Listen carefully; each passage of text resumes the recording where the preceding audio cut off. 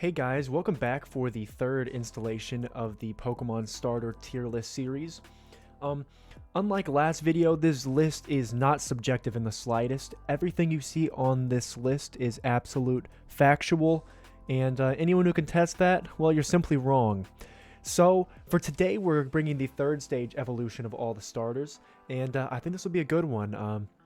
I know for many, part of the iconic part of the starter Pokemon is the fact of their third evolution and how cool they are and how everybody waits till their Pokemon gets anywhere from level 30, 32, 36 to finally see their starter evolve into an absolute beast that will carry you through your playthroughs. So guys, without further ado, let's get started. So starting off, as we go in chronological order as usual, we're starting off with Venusaur, Bulbasaur's third stage evolution. Venusaur looks great. It is a absolute amazing Pokemon for playthroughs. Aesthetically, I think it looks pretty good. It's a giant toad with a flower on its back. Its dual typing is as well pretty awesome, and I've used it in a playthrough less than the other Generation 1 starters, but I still use it a good amount. It is a great starter to me. Yeah, so next let's go to Charmander's third stage evolution, Charizard. Charizard is known by many to be the most popular Pokemon of all time, next to Pikachu, of course. And everybody loves Charizard. Today, it's going to be no surprise here. Charizard is a goated Pokemon. It was one of my favorite Pokemon growing up as a child, and it's still one of my favorite Pokemon now. It's literally a fire-breathing giant lizard. I feel like it should be dual typed with a dragon type at least. But, yeah.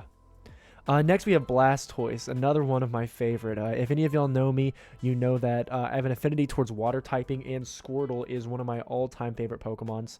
And unsurprisingly, Blastoise is one of my all-time favorite Pokemon too. I had turtles growing up, and so as a result, I've loved the animal turtles my entire life, and I think Blastoise is an absolute tank of a Pokemon. Looks amazing with the two cannons on its back, and it is literally the epitome of what you think Wartortle would evolve into. It is another goated starter. So Generation 1 is starting off the list pretty hot. Let's go to Generation 2. From the previous list, you'll know they like Chikorita and Bayleaf, but Meganium is not necessarily the same case. Meganium is definitely a step down from Bayleaf. With the little antennas on his head, I don't think it looks all that good. Aesthetically, it looks okay, but very underwhelming for a third stage evolution of a starter. It gets a average rating for me, which I hate to say it, but it does. Next we have Typhlosion. Typhlosion is absolutely amazing. I think it's the best form it has through its 3 evolutions. It looks fantastic. The fire on its neck is amazing. It looks fierce. It is another example of a great starter. Next we have Alligator. Alligator looks a little bit too derpy to me, although I know it's super strong in playthroughs. Actually, one of my playthroughs right now of Heart Gold, I'm using it, but I think it doesn't look that great compared to its other 2 forms. Similarly to Meganium, I don't think it looks, in terms of its appearance, nearly as good as its other 2 evolutions. So for me, it gets a average rating. Not bad, but average. Now we have Sceptile. Sceptile, I know, based on many Pokemon YouTubers, is a giant favorite, especially because of the anime and how much of a prevalence it had. In fact, that Ash's Sceptile was able to beat Darkrai, which is absolutely insane. That definitely shouldn't have happened, but Sceptile's a great Pokemon. I think its Mega form looks great, but we're not talking about Megas here. We're talking about the regular third stage evolution form. It kind of looks like it has a Christmas tree on his back, which is a little bit of a negative towards me. But I think it's still a great Pokemon, so I'm going to rate it great. Next, we have Blaziken. In my first playthrough of Ruby, my first level 100 Pokemon, when I was like 6 or 7 years old, was Blaziken. Blaziken will always have a special place in my heart. I think it looks great. It's the first installation of the firefighting type that we've all seen to love or hate, especially because it's so often dually typed with the fire Pokemon. It gets another great for me. So as you see right now, a little bit of discrepancy within the ratings. No one has hit the amazing, no one's hit the man, no one's hit the trash yet. But they're already 2 goated, only 3 generations in, which is kind of crazy. We're not even done with the 3rd generation. Next we have Swampert. Swampert is a amazing Pokemon. Its typing of water and ground is phenomenal. I think it looks pretty great as well. Swampert is another example of a very good 3rd stage evolution. It's fierce. It's definitely the embodiment of the Mudfish, which Mudkip is, especially now that it has a ground typing. I think it's another example of a great starter Pokemon, and I love Swampert. It's probably what I used in my last playthrough, I believe, because I played through these games all the freaking time. Next, we have Torterra. Torterra, I think, is a kind of a souped-up version of Venusaur, to the extent that it also has something on its back, but in Torterra's state, he has an actual biome on his back, which is pretty amazing to me. I also think the typing of grass and ground is something that I'm surprised we didn't see earlier within the starter Pokemon, especially given that you would think they go hand in hand. Torterra is a amazing Pokemon to me. Amazing, or is it great? I feel like it's a step above Venusaur, but I don't know if it's amazing. Actually, I'm going to drop it back down to great. Yeah, great. Okay. Yeah, I know. There'd be some contention over the fact that I put it as amazing. I think it's above Venusaur, but Venusaur is also a great Pokemon. So is Torterra. Next, we have Infernape. Infernape is a amazing Pokemon. I know a lot of people had a lot of emotional feelings regarding that Pokemon, especially during the anime. I'm really glad it had its very happy ending to Infernape's story, and Ash was able to utilize them and everything. I think the Fire Monkey Pokemon is one of my favorite Fire-type starters, absolutely. And it is absolutely insane when playing through Sinnoh. Yeah, it's an amazing Pokemon for me. Next, we have Empoleon. Empoleon is absolutely incredible. Growing up, I loved Dawn's Piplup from the anime, and then knowing that it evolved into Empoleon eventually. I love penguins as it is, and now it is a giant penguin with a trident on its head. A trident, who actually has a water and steel typing, which makes sense given that there's a little trident on him. Empoleon is one of my favorite Pokemon to use in my playthrough of Sinnoh, even more so than the other 2 starters of that region. I love Empoleon. I love the typing. I love the animals, penguins, and I think it's great, especially given my attachment to it from when I was a kid. Next we have Generation 5. Y'all know how I feel about Generation 5, but I think there'll be some surprises of Generation 5 that we'll see. So y'all know that I really like Snivy and Sirvine from Superior's line, but the fact that it goes from this amazing looking Pokemon to now crawling on its belly as a snake, I think is pretty crappy. It is a trash Pokemon to me. I don't like it. When I used it in my playthrough, its move pool was very meh. There wasn't anything really to do. It didn't have a lot of advantages versus any of the gym leaders, so it doesn't get rated very high for me. Next, we have Imbor. I know Tepig and Pignite were all rated trash, but Imbor is a step up. I'm glad that they moved it towards a better-looking Pokemon. With the flame on its neck, it kind of reminds me of Endeavor from My Hero Academia, which I think is really cool. And after really getting into the anime and manga, Imbor definitely became a more likable Pokemon to me. So it gets an average rating for me, so much better than its previous rating that it had. Yeah. And then we have Samurott. I really loved Oshawott and Dewott and what they were doing with the Pokemon, but then again, my biggest complaint with a lot of these starters is when they go from 2 legs to 4 legs, and as y'all know, I simply just don't like that. I don't like how it looks. Samurott gets a very meh rating to me. I'm not sure why it immediately grows a full white beard, especially given that it only evolves at, what, I believe 34 or 36. Maybe not want to use it in the playthrough based on how it looks, although yeah, I think it has to stay at meh for me. I don't think it can make it to average, especially with it being on 4 legs. I just don't like that transition. Next, let's go to the Kalos Pokemon. Let's starting off with Chestnut.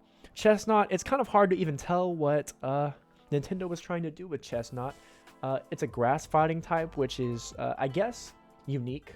It well definitely is unique, but I don't like how it looks at all. It's really hard to. It doesn't really look like anything that it was during Chespin and Quilladin.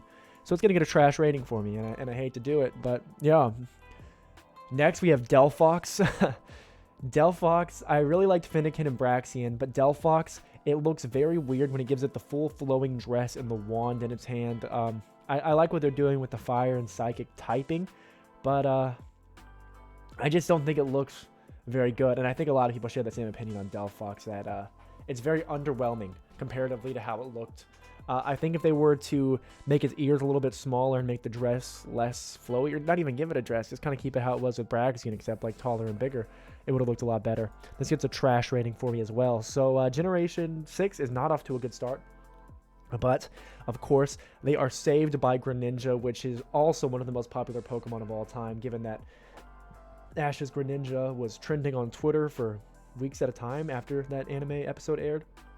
Greninja looks amazing. Its typing of water and dark is phenomenal. Its 2 forms prior, they don't look all that amazing, but Greninja really seals it off as a ninja frog with its tongue around its mouth. I think it looks absolutely great. The water and dark typing is, well, icing on the cake. It is a goated Pokemon, and I don't think that should come as a surprise to anybody. Next, we have Sizzuwai. Sizzuwai is the first Pokemon I used during my Alola playthrough, which it looks fantastic. Its typing of grass and ghost, ghost typing is my favorite typing, I believe, right next to water. And combining grass with ghost is pretty amazing. I think it looks way better than Dartrix and Rowlet. And it's definitely an amazing Pokemon to me, and a strong Pokemon at that. I think it looks really, really good. Next we have Incineroar. I use Incineroar during Smash sometimes, and he's really strong. I've never used him in a playthrough, given that I've only played through Alola once, but I, of course, know all about Incineroar. Incineroar is another great Pokemon, and it's kind of surprising because it is a fire-dark Pokemon. You would expect it to be fire-fighting, which, you know, doesn't make as much sense to me given the way it plays out in Smash, or how its moves look. But it's a great Pokemon. Also reminds me of Endeavor, which is really cool. So yeah, it is a amazing Pokemon. Next, we have Primarina. Primarina looks really majestic, kind of like a fairy. It looks like a very beautiful water-type Pokemon, and I'm really glad that they added that type of typing to the game, especially after introducing Fairy. I think Water Fairy is a great type. I think that Primarina, I don't think it's on the same level as Decidueye and Incineroar, but it is a great Pokemon. So it is going to be rated great along with the other amazing type. So next we have Scorbunny's evolution, which is one of my all-time favorites.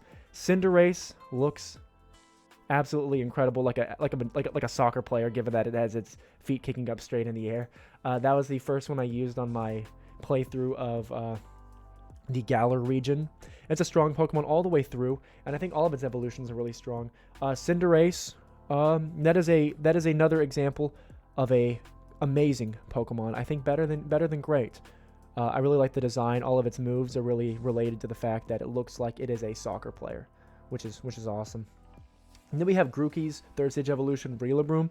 I never used it in a playthrough. I know a lot of streamers, when I watched them play through Sword and Shield, they used it, but I never got around to it. But I think it still looks really cool.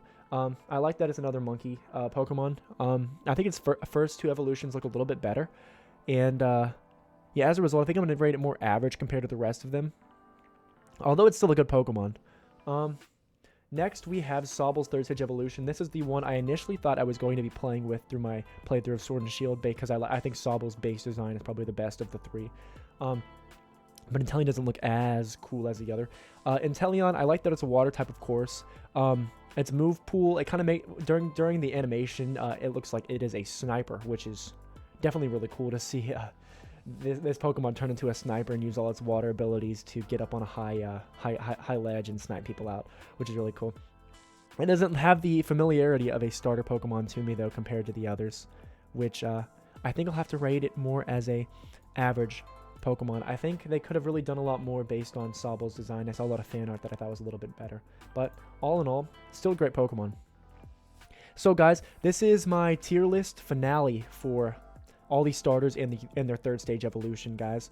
So like I said, this list is not subjective, and if you disagree with me, you're honestly probably wrong. No, all jokes aside, I love all these Pokemon on this list, And I love making these type of videos. So I think for next week, I'll be making more anime-styled videos.